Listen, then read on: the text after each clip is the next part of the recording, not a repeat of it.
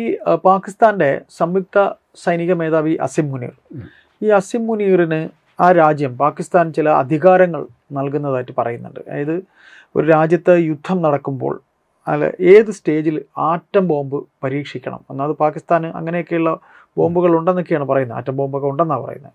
അത് വളരെ മാരകമായ ആയുധമാണല്ലോ. ആ അധികാരവും കൂടെ അദ്ദേഹത്തിന് കിട്ടുന്നു എന്ന് പറയുമ്പോൾ അത് എത്രത്തോളം ഇന്ത്യക്ക് ഭീഷണി ഉണ്ടാവും? വളരെ ഗൗരവതരമായൊരു സംഗതിയാണ്. സാധാരണഗതിയിൽ ഒരു രാജ്യത്ത് ആണവായുധം പ്രയോഗിക്കുക എന്ന് പറയുന്നത് ഏത് രാജ്യത്തിനെതിരായി പ്രയോഗിക്കുന്നെങ്കിലും അതവിടുത്തെ ഭരണകൂടത്തിൻ്റെ തീരുമാനമാണ്.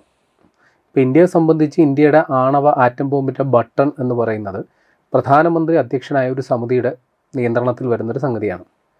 പാകിസ്ഥാനിലും അങ്ങനെ തന്നെയായിരുന്നു. പാകിസ്ഥാൻ്റെ പ്രധാനമന്ത്രി അധ്യക്ഷനായ ഒരു, കൃത്യം പറഞ്ഞു കഴിഞ്ഞാൽ നാഷണൽ കമാൻഡ് അതോറിറ്റി, അവർക്കായിരുന്നു ഈ ആണവായുധത്തിൻ്റെ ചുമതല അല്ലെങ്കിൽ ആ അധികാരം. അത് യെസ് എന്ന കമാൻഡ് കൊടുക്കേണ്ടത് അവരാണ്. അപ്പോൾ അതിൽ നിന്നിപ്പോൾ ആ ഒരു പദവി അല്ലെങ്കിൽ ആ ഒരു അധികാരം ഇപ്പോൾ പാകിസ്ഥാൻ്റെ സംയുക്ത സൈനിക മേധാവി, കൃത്യം പറഞ്ഞാൽ ആ പദവിക്ക് ഇപ്പോൾ ഒരു പേര് വന്നേക്കുന്ന ചീഫ് ഓഫ് ഡിഫൻസ് ഫോഴ്സ് എന്നാണ്. 2025 പാകിസ്ഥാൻ്റെ ഭരണഘടന 27ാമത് ഭേദഗതിക്ക് വിധേയമാക്കി. അപ്പോൾ അത് പ്രകാരം ഇപ്പോൾ അസീം മുനീറാണ് അവിടുത്തെ എല്ലാം ഏറ്റവും വലിയ അധികാര കേന്ദ്രം ഇപ്പോൾ സൈനിക മേധാവിയാണ്. അദ്ദേഹത്തെ നമുക്ക് നേരത്തെ തന്നെ അദ്ദേഹം ഫീൽഡ് മാർഷലാണ്. അതായത് നമ്മുടെ ഓപ്പറേഷൻ സിന്ദൂർ കഴിഞ്ഞപ്പോൾ യഥാർത്ഥത്തിൽ വിജയിച്ച പാകിസ്ഥാനാണ് എന്ന പരിഗണനയിലാണ് അദ്ദേഹത്തെ അവിടുത്തെ ഈ ഫീൽഡ് മാർഷൽ പദവിയിലേക്ക് ഉയർത്തിയത്. അതിനു മുമ്പ് പാകിസ്ഥാനിലൊരു ഫീൽഡ് മാർഷൽ ഉണ്ടായത്, അദ്ദേഹത്തിൻ്റെ പേര് അയൂബ് ഖാൻ എന്നാണ്. 59 അവിടെ അധികാരം പിടിച്ചെടുത്തപ്പോൾ ഏറ്റവും വലിയ പദവിയിൽ താൻ ഇരിക്കണമെന്ന ആഗ്രഹത്തിൽ അദ്ദേഹം സ്വയം ഫീൽഡ് മാർഷലായിട്ട് അവരോധിതനായതാണ്. പക്ഷേ ഇന്ത്യയെ സംബന്ധിച്ചൊരു ഫീൽഡ് മാർഷൽ എന്ന് പറയുന്ന പദവി കൊടുക്കുന്നത് സർക്കാർ ഒരു യുദ്ധവിജയത്തിന് ശേഷം ആ ഒരു അംഗീകാരം എന്ന നിലയിലാണ് കൊടുക്കുന്നത്. ഫീൽഡ് മാർഷൽ ഇപ്പം നമ്മളെ സംബന്ധിക്കുകയാണെങ്കിൽ നമുക്ക് മനേക് ഷാ 71 ഇന്ത്യ പാകിസ്ഥാൻ യുദ്ധത്തിൽ ഇന്ത്യ വിജയിച്ചതിന് നേതൃത്വം കൊടുത്ത ഒരാളാണ്. അതേപോലെ പാകിസ്ഥാനെതിരെയുള്ള യുദ്ധത്തിൽ നേതൃത്വം കൊടുത്ത മറ്റൊരാൾ കരിയപ്പ, ഇവർക്ക് രണ്ടുപേർക്കാണ് ഇന്ത്യ ഫീൽഡ് മാർഷൽ പദവി കൊടുത്തിട്ടുള്ളത്. പക്ഷേ പാകിസ്ഥാൻ അവിടെ ഫീൽഡ് മാർഷൽ പദവിയിലേക്ക് വന്ന ഒരാൾ സ്വയം ആ പദവി ഏറ്റെടുത്തു, മറ്റൊരാൾ ഒരു പരാജിതമായ ഒരു യുദ്ധത്തിൽ എന്താ പറയുക ഒരു അഭിമാന സംരക്ഷണത്തിൻ്റെ ഭാഗമായിട്ട് അദ്ദേഹത്തിന് സർക്കാർ ഒരു ഫീൽഡ് മാർഷൽ പദവി കൊടുത്തു. അപ്പോൾ അതുകൊണ്ടും തീർന്നില്ല. പിന്നീട് 2025 27ാമത് ഭരണഘടനാ ഭേദഗതിയോടുകൂടിയാണ് അദ്ദേഹം ചീഫ് ഓഫ് ഡിഫൻസ് ഫോഴ്സ് എന്ന പദവിയിൽ വന്നത്. ചുരുക്കി പറഞ്ഞാൽ ഇത്രേ ഉള്ളൂ, 3 സേനയുടെ സംയുക്ത സൈനിക മേധാവി. അപ്പോൾ അതിന് അവർ പറയുന്ന ന്യായം, പുതിയ യുദ്ധ തന്ത്രങ്ങളിൽ 3 സേനയും ഒരേപോലെ പ്രവർത്തിക്കണം. അതിപ്പോൾ കരയിലായാലും ശരി, വെള്ളത്തിലായാലും ശരി, ആകാശത്തിലായാലും ശരി, സംയുക്തമായിട്ട് പ്രവർത്തിക്കണം. അതിനൊരു ഏകീകരണത്തിന് വേണ്ടിയിട്ടാണ് ഈ ഒരു പദവി വന്നത് എന്നുള്ളതാണ് വാദിക്കുന്നത്. പക്ഷെ വാസ്തവത്തിൽ എന്തെന്നാൽ പാകിസ്ഥാനിൽ സൈന്യം അല്ലെങ്കിൽ സൈനിക മേധാവി, ഇപ്പോൾ ഇന്ത്യയെ സംബന്ധിച്ച് ഇവിടുത്തെ ഏറ്റവും വലിയ അധികാര കേന്ദ്രം പ്രധാനമന്ത്രിയാണ്, അദ്ദേഹത്തിന്റെ കീഴിലുള്ള മന്ത്രിസഭയാണെങ്കിൽ പാകിസ്ഥാനിൽ സൈന്യമാണ് കാര്യങ്ങൾ തീരുമാനിക്കുന്നത്. അവിടെ ഭരണകൂടം സൈന്യത്തിന്റെ വിധേയരായിട്ട് പ്രവർത്തിക്കുന്ന ഒരു സംവിധാനം മാത്രമാണ്. ഇപ്പോൾ ഹൈജാക്ക് ചെയ്യാറുണ്ടല്ലോ. അതെ. അപ്പോൾ അവിടെ ഇപ്പോൾ ഇവര് എന്തുകൊണ്ട് സൈനിക മേധാവിക്ക് പരമാധികാരം കൊടുത്തു എന്ന് പറയുന്നതിന് മറ്റൊരു ന്യായം പറയുന്നത്, അവിടെ പ്രതിപക്ഷ കക്ഷിയായ തെഹ്രീക്കെ ഇൻസാഫ്, നമ്മുടെ ഇമ്രാൻഖാൻ്റെ പാർട്ടി, അദ്ദേഹം ജയിലിലാണെങ്കിൽ പോലും അദ്ദേഹം ജയിലിൽ നിന്നുകൊണ്ട് തന്നെ വലിയ രീതിയിലുള്ള പ്രതിഷേധ സമരങ്ങൾക്ക് നേതൃത്വം കൊടുക്കുന്നുണ്ട്. അപ്പം നിലവിലുള്ള ജനകീയ ഭരണകൂടത്തെ, അതായത് നമ്മുടെ അവിടുത്തെ പ്രധാനമന്ത്രി ഷെഹ്ബാസ് ഷെരീഫിൻ്റെ നേതൃത്വത്തിലുള്ള ഭരണകൂടത്തെ ഏത് സമയവും പ്രതിപക്ഷം അട്ടിമറിക്കാം. ഒരു ദുർബലമായ ഭരണ സംവിധാനമാണ് അവിടെ ഉള്ളത്. അപ്പോൾ അതുകൊണ്ട് കുറേ കൂടി അധികാരം ഇവരെ നിലനിർത്താൻ വേണ്ടി അധികാരം സൈന്യത്തിന് ലഭിക്കണം എന്നുള്ള കാഴ്ചപ്പാടിലാണ് അസീം മുനീർ സ്വയം ഏറ്റവും വലിയ അതോറിറ്റി ആയിട്ട് അവിടെ മാറിയത്. ഇനി ഇവിടെ ഈ ആണവ ബോംബ് പ്രയോഗിക്കാനുള്ള അധികാരം ഈ പറയുന്ന അസീം മുനീറിന് കിട്ടുമ്പോൾ ഇന്ത്യയെ സംബന്ധിച്ച് അത് വലിയ ആശങ്കയാണ്. കാരണം ഇന്ത്യയുടെ ആണവ നയം എന്ന് പറയുന്നത് നമ്മൾ ഒരിക്കലും ആദ്യം ആണവായുധം പ്രയോഗിക്കില്ല എന്നൊരു നയം, പ്രഖ്യാപിത നയമായിട്ട് നമുക്കുണ്ട്. പക്ഷെ പാകിസ്ഥാൻ അങ്ങനൊരു നയമില്ല. പക്ഷെ നമുക്ക് ആശ്വസിക്കാനുള്ളൊരു സംഗതി, അവിടെ ഒരു ഭരണകൂടം തീരുമാനിക്കുന്നതനുസരിച്ച് കാര്യങ്ങൾ നടക്കുകയുള്ളൂ. പക്ഷേ ഇവിടെ സൈന്യം തീരുമാനിക്കുന്നു അല്ലെങ്കിൽ സൈനിക മേധാവി തീരുമാനിക്കുന്നു എന്ന് പറഞ്ഞു കഴിഞ്ഞാൽ അതിൻ്റെ ഗൗരവം വർദ്ധിക്കുകയാണ്. കാരണം ഈ അസീം മുനീർ മുമ്പ് അമേരിക്കയിൽ സന്ദർശന വേളയിൽ ഒരു വിദേശ രാജ്യത്ത് നിന്ന്, അമേരിക്കയിൽ നിന്നിട്ട് മറ്റൊരു രാജ്യത്തിനെതിരെ ആണവ ആക്രമണം നടത്തുമെന്ന് ഭീഷണിപ്പെടുത്തിയ ഒരാളാണ്. അപ്പോൾ അദ്ദേഹത്തിൻ്റെ ഇരിക്കുന്ന പദവിയുടെ ഇതും കൂടി നോക്കണം. അത്രയ്ക്ക് ബുദ്ധിശൂന്യമായിട്ടാണ് അദ്ദേഹം പെരുമാറുക. അപ്പോൾ അത്ര ലാഘവ ബുദ്ധിയോടെയാണ് ഇത്തരം കാര്യങ്ങളൊരു സൈനിക മേധാവി ചിന്തിക്കുന്നതെന്ന് ഓർക്കണം. ഇതുകൂടാതെ ഇന്ത്യക്കെതിരെ നിരന്തരം ആക്രമണ ഭീഷണി നടത്തുന്ന ഒരാൾ കൂടിയാണ്. ഇപ്പോൾ സിന്ധു നദീജല തർക്കത്തിൻ്റെ പേരിൽ പ്രശ്നം ഉണ്ടായപ്പോൾ ഇന്ത്യയുടെ അണക്കെട്ടുകൾ മിസൈൽ ഉപയോഗിച്ച് തകർക്കും, അതിനും മാത്രം മിസൈലുകൾ ഞങ്ങളുടെ കയ്യിലുണ്ട് എന്ന് ഭീഷണിപ്പെടുത്തിയ ആളാണ്. ഇതുകൂടാതെ ഇദ്ദേഹം ഒരു തികഞ്ഞ മതമൗലികവാദി കൂടിയാണ്. അതിപ്പോ പാകിസ്ഥാനില് സൈന്യത്തില് മതചിന്ത വല്ലാണ്ട് കൂട്ടുകയും അവിടെ ഈ മുജാഹിദീൻ എന്നുള്ള പറയുന്ന ഒരു മേഖലയുണ്ട്. അതായത് ആത്മഹത്യാ സ്ക്വാഡുകളായിട്ട് പ്രവർത്തിക്കുന്ന തീവ്രവാദ അവർക്കൊക്കെ നേരിട്ട് മതബോധനം നൽകാനും അല്ലെങ്കിൽ പരിശീലനം നൽകാനും ഒരു മടിയില്ലാത്ത ഒരാൾ കൂടിയാണ് ഈ അസീം മുനീർ. അപ്പോൾ അങ്ങനെ ഒരാളുടെ കയ്യിൽ ഈ ആണവ എന്താ പറയുക ആറ്റം ബോംബിൻ്റെ ബട്ടൺ എത്തുക എന്ന് പറഞ്ഞു കഴിഞ്ഞാൽ അത് വലിയൊരു ആശങ്ക ഉണ്ടാക്കുന്ന സംഗതിയാണ്. അത് ഇന്ത്യക്ക് മാത്രമല്ല, ആ മേഖലയിൽ ഇപ്പോൾ ഇസ്രയേലുമായിട്ട് പാകിസ്ഥാന് പ്രശ്നമുണ്ട്. ഇറാൻ ഇസ്രയേൽ സംഘർഷത്തിൽ ഇറാൻ അവകാശപ്പെട്ടത് ഞങ്ങൾക്ക് വേണ്ടിയിട്ട് പാകിസ്ഥാൻ ഇസ്രയേലിനെതിരെ ആറ്റം ബോംബ് ഉപയോഗിക്കുമെന്നാണ്. അപ്പോൾ ഈ ആശങ്ക ഇന്ത്യക്ക് മാത്രമുള്ളൊരു പ്രശ്നമല്ല, ഈ മേഖല മൊത്തത്തിൽ ഉള്ളതാണ്. പ്രത്യേകിച്ച് പാകിസ്ഥാൻ്റെ കയ്യിലും ദീർഘദൂര ബാലിസ്റ്റിക് മിസൈലുകളുണ്ട്.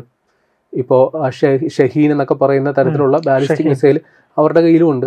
അപ്പോൾ ഇന്ത്യ തൊട്ടടുത്ത് കിടക്കുന്ന ഇന്ത്യക്ക് മാത്രമല്ല ഭീഷണി, ഇതുമായിട്ട് ബന്ധപ്പെട്ട ഈ മേഖലയിലുള്ള ഈ പാകിസ്ഥാൻ്റെ ദീർഘദൂര മിസൈലുകൾ എത്തിപ്പെടാൻ സാധ്യതയുള്ള എല്ലാ രാജ്യങ്ങൾക്കും ഈ ഒരു നയം മാറ്റം പ്രശ്നം തന്നെയാണ്.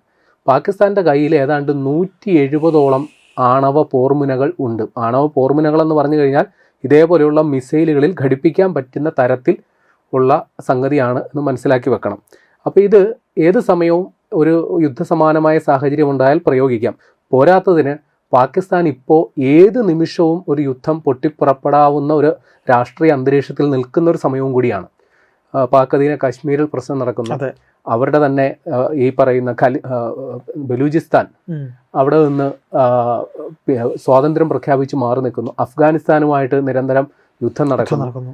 രാജ്യത്തിനകത്ത് തന്നെ ഈ പറയുന്ന പഞ്ചാബ് പ്രവിശ്യയിലെ സിന്ധു പ്രവിശ്യകൾ തമ്മിൽ സംഘർഷമുണ്ട്. അപ്പോൾ ഇതിൽ നിന്നൊക്കെ ഒന്ന് രക്ഷപ്പെടാനായിട്ട് എളുപ്പം രാജ്യത്തെ ഒന്നിപ്പിച്ചു നിർത്താനുള്ള എളുപ്പമാർഗം ഇന്ത്യക്കെതിരെയുള്ള ഒരു യുദ്ധപ്രഖ്യാപനമാണ്. അപ്പൊ അതിന് മുൻകാല ചരിത്രവും അങ്ങനെ തന്നെയാണ് പറയുന്നത്. പാകിസ്ഥാൻ എപ്പോഴും അതിർത്തി പ്രശ്നം ഉണ്ടാക്കുന്നു, അതിന്റെ അർത്ഥം പാകിസ്ഥാന്റെ അകത്ത് വലിയ സംഘർഷങ്ങൾ ഉണ്ട് എന്നുള്ളത് കൂടി മനസ്സിലാക്കി വെക്കണം. ഇനി പാകിസ്ഥാൻ ഇപ്പൊ ഇന്ത്യയെ സംബന്ധിച്ച് എങ്ങനെയാണ് നമ്മൾ ആണവ ശക്തി ആയത് നമുക്കറിയാം. ഇന്ദിരാഗാന്ധിയുടെ കാലത്തും പിന്നീട് വാജ്പേയിയുടെ കാലത്തും നമ്മൾ പൊഖ്റാനിൽ ആണവ പരീക്ഷണം നടത്തിയാണ് നമ്മൾ സ്വയം പ്രഖ്യാപിച്ചത്. അതിനുശേഷം നമ്മളൊരു പ്രഖ്യാപിത നയമെടുത്തു, നമ്മൾ ഒരിക്കലും ആറ്റം ബോംബ് ആദ്യം പ്രയോഗിക്കില്ല, അങ്ങനെ ഒരു നയമെടുത്തു. പക്ഷെ പാകിസ്ഥാന്റെ കാര്യത്തിൽ കാര്യങ്ങൾ കുറേ രസകരമാണ്. പാകിസ്ഥാനും ആണവ ശക്തിയാണ്. നിലവിൽ ഇസ്ലാമിക രാജ്യങ്ങൾക്കിടയിൽ ആറ്റം ബോംബ് ഉള്ള ഏക രാജ്യം പാകിസ്ഥാനാണ്.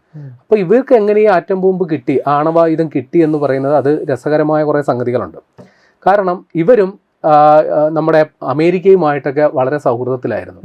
വാസ്തവത്തിൽ ഊർജ ആവശ്യങ്ങൾക്ക് വേണ്ടിയിട്ട് പാകിസ്ഥാനിൽ ആദ്യത്തെ റിയാക്ടർ അല്ലെങ്കിൽ ആ പറയുന്ന സംഗതികൾ ആണവ പദ്ധതികൾ ആദ്യം അവിടെ നടപ്പിലാക്കി കൊടുത്തത് അമേരിക്കയാണ്.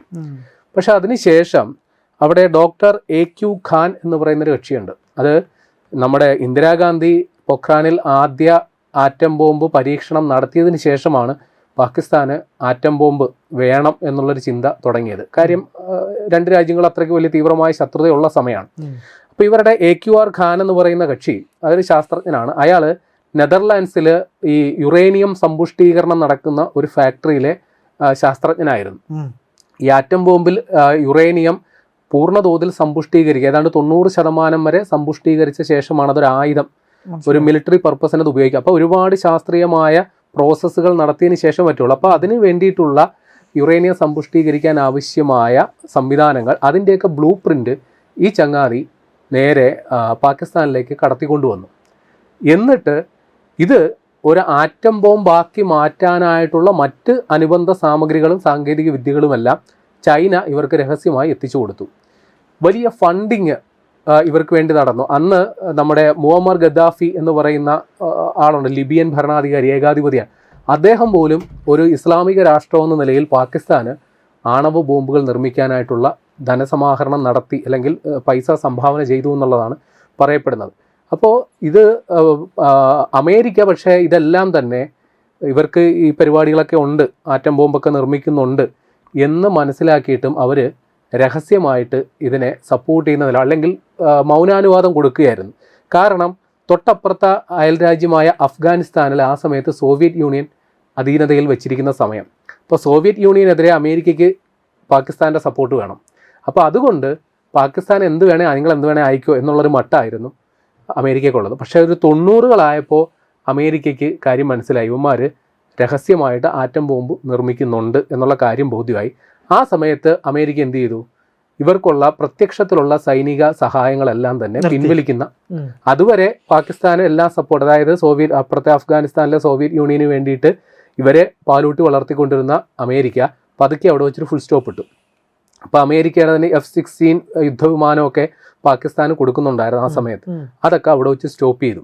പക്ഷെ തൊട്ടു പിന്നാലെ 98-ല് പാകിസ്ഥാൻ അവര് ആറ്റം ബോംബ് പരീക്ഷണം നടത്തി. അവര് ആണവ ശക്തിയാണെന്ന് സ്വയം പ്രഖ്യാപിച്ചു. ഇപ്പൊ സ്വാഭാവികമായിട്ടും ഇപ്പൊ ഇന്ത്യക്ക് പൊക്രാനിൽ ആണവ പരീക്ഷണം നടത്തിയ സമയത്ത് അന്താരാഷ്ട്ര ഉപരോധങ്ങളൊക്കെ വന്നിരുന്നു.